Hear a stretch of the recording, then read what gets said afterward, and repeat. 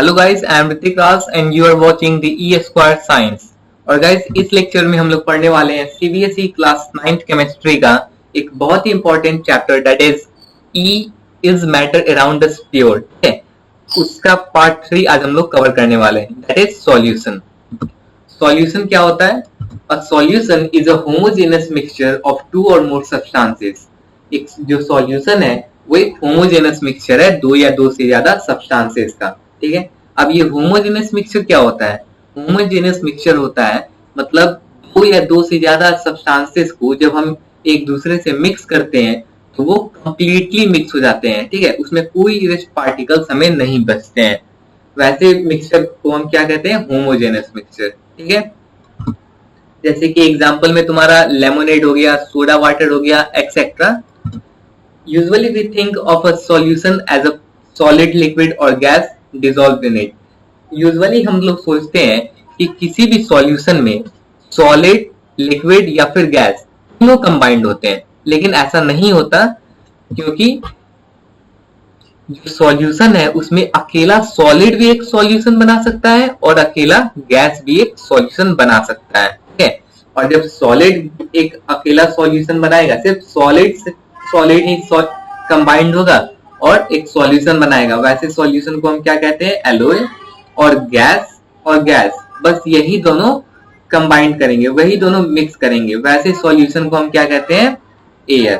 ठीक है, in a solution there is homogeneity at the particle level. अभी हमने पढ़ा इस सॉल्यूशन में होमोजेनिटी होता है, मतलब वही जब दो या दो सब्सटेंसेस को मिक्स किया जाएगा तो वो कंप्लीटली मिक्स हो जाते हैं। सॉल्यूशन का यही प्रॉपर्टीज भी होता है। ठीक है, a solution has a solvent and a solute as its component। अब जो सॉल्यूशन होता है उसके पास सॉल्वेंट और सॉल्यूट, उसके दो कंपोनेंट्स हैं। ठीक है, सॉल्यूशन के दो कंपोनेंट्स होते हैं, पहला सॉल्वेंट और दूसरा सॉल्यूट। ठीक है, अब सॉल्वेंट क्या होता है? The components of solution that dissolves the other component in it is called solvent, usually the component present in larger amount। अब जो कंपोनेंट होता है सॉल्यूशन का, जो दूसरे कंपोनेंट को डिसॉल्व कर ले अपने में, उसे हम सॉल्वेंट कहते हैं। ठीक है, और सॉल्यूट किसको कहते हैं? The component of solution that is dissolved in solvent is called solute, usually present in lesser quantity. अब जो कंपोनेंट होता है सॉल्यूशन का वो डिसॉल्व हो जाता है सॉल्वेंट में, वैसे सब्सटेंसेस को हम क्या कहते हैं? सॉल्यूट, और वो लेजर क्वांटिटी में होते हैं। ठीक है, और सॉल्वेंट हमारा लार्जर क्वांटिटी में होते हैं, लार्जर अमाउंट में होते हैं। अब इसका एक एग्जांपल से समझ लेते हैं, जैसे वाटर और शुगर का मैंने मिक्स किया। ठीक है, वो एक होमोजेनस मिक्सचर है, सॉल्यूशन एक होमोजेनस मिक्सचर है, हम सब जानते हैं।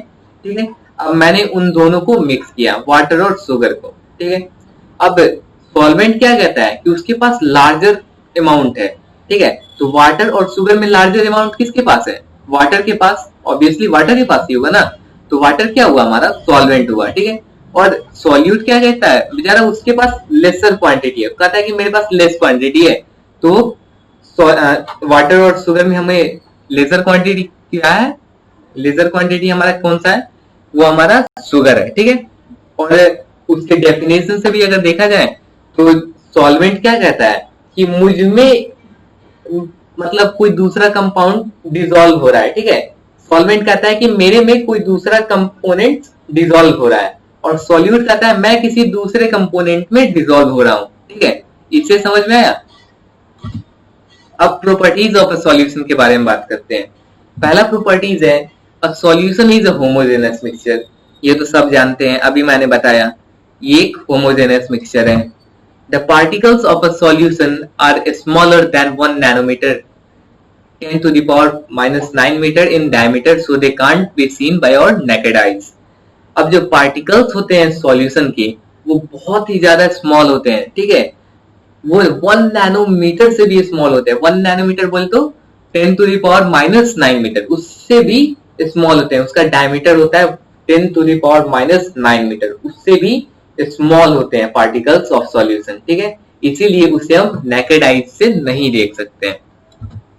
Because of very small particle size they don't scatter a beam of light passing through the solution, so the path of light is not visible in the solution.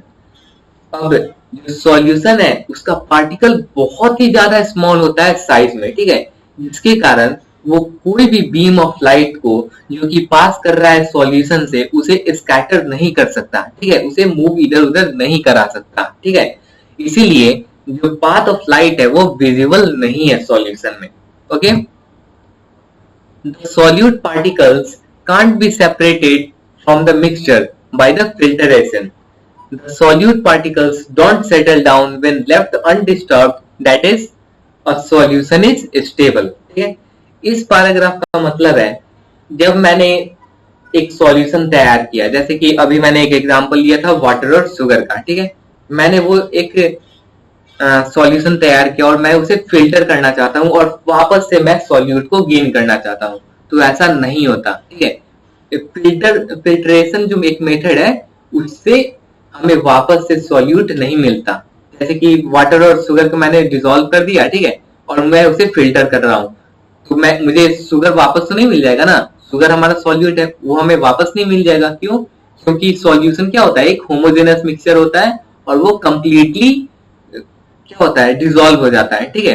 वही अगर मैं water और sand का मिक्सचर करूं और फिर मैं उसे फिल्टर करूं तो मुझे क्या मिलेगा, जो सॉल्यूट है, क्या कहते हैं उसे, सैंड, हमारा जो सॉल्यूट क्या है, हमारा सैंड है, ठीक है, इस केस में वो हमें फिल्टरेशन से बाहर आ जाएगा, ठीक है।